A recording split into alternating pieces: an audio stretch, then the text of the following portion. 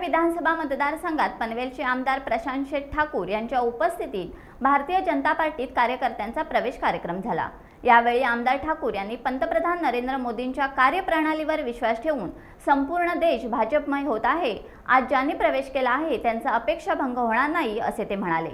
उरण विधानसभा मतदारसंघातील वडगाव ग्रामपंचायत सरपंच गौरी महादेव गडगे, उपसरपंच महादेव कमळाकर गडगे आणि शेतकरी कामगार पक्षाचे दिग्गज नेते बाळाराम शिर्के व त्यांच्याबरोबर शिवसेना उद्धव ठाकरे गट, शेतकरी कामगार पक्ष यांच्याबरोबर असंख्य कार्यकर्ते यांनी भारतीय जनता पक्षात जाहीर प्रवेश केला। हा कार्यक्रम नढाळ येथील पंचायत मंदिर येथे आयोजित करण्यात आला होता।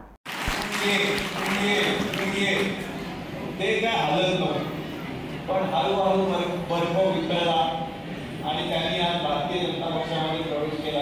सर्वप्रथम तुमचं मनापासून स्वागत करतो आणि तुमच्यावर प्रेम करणारी सर्व मंडळी निश्चित भारतीय जनता पक्षामध्ये तुमचं मनपूर्वक स्वागत करतो।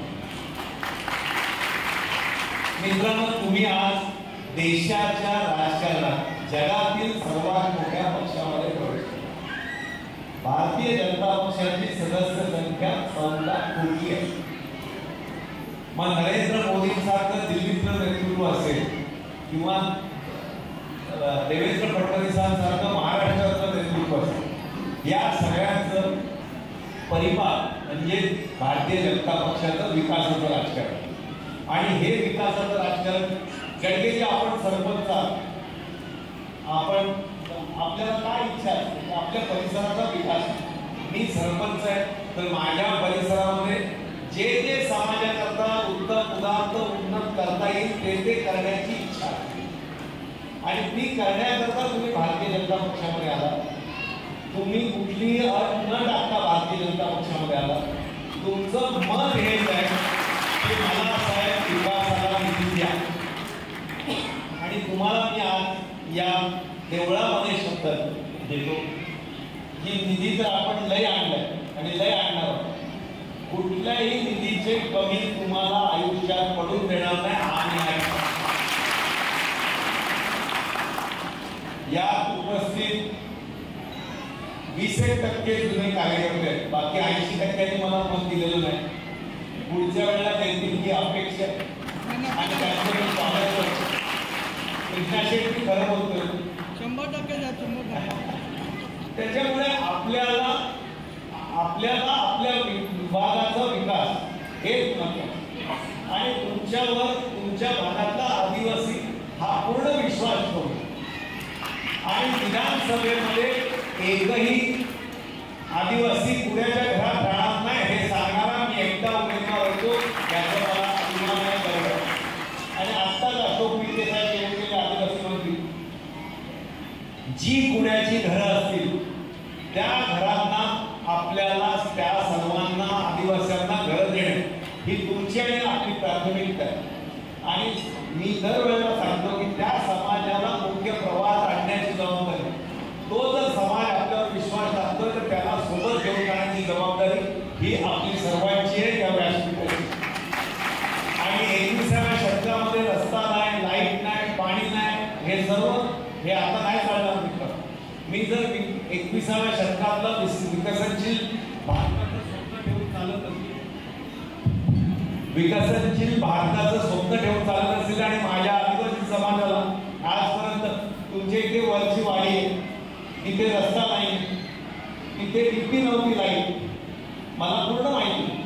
तुम्ही मत नाही दिली तर फिरलो सर्व ठिकाणी आणि त्याच्याकडे आपल्याला तो रस्ता बनवणं हे तुमचं आणि माझं कर्तव्य आहे। मला फार उद्याला वेदना झाल्या जेव्हा ते 3 रस्त्याचे राहिले होते आणि कुठलं काय नाही, ज्यांचं समाधान करायचं कोणाला काय कुठलं ते सांगा, आपण बसून करू। पण या 21व्या शतकामध्ये ते 3 रस्त्याचे राहणे, डीपी नाही तर 2-2 महिने डीपी नाही, हे कसं होईल? आणि हे सर्व चित्र बदललं पाहिजे। जर आपल्याला 10 मिनिटं लाईट नसेल, घरात तर वैताग येतो, तर आणि त्या आदिवासी वाड्यामध्ये 20-20 दिवस लाईट नाही, हा एक चित्र कसं काय होणार? आणि हे बदलणं ही आपली गरज आहे। आणि मी सांगतो, आज तुम्ही शिवसेनेतून भारतीय जनता पक्षामध्ये आला, भारतीय जनता पक्ष असा पक्ष आहे नरेंद्र मोदींचा की युद्ध गेल्या महिन्यात झालं, आपल्या 140 कोटी देशवासियांना कळलं तरी काय आपण कधी युद्ध केलं, कधी युद्ध जिंकलं. मित्रांनो, अयोध्येमध्ये राम मंदिर बनवणार, काशी विश्वेश्वराचं मंदिर बनवणार, 370 हटवणार आणि 140 कोटी देशवासियांना त्यांचा स्वाभिमान मिळवून देणाऱ्या त्या नरेंद्र मोदींच्या पक्षामध्ये मी तुमचं आज स्वागत करतो. आणि आपल्याला पुढील काळामध्ये जे जे सांगा ते सर्व विकासाचं काम करायचं.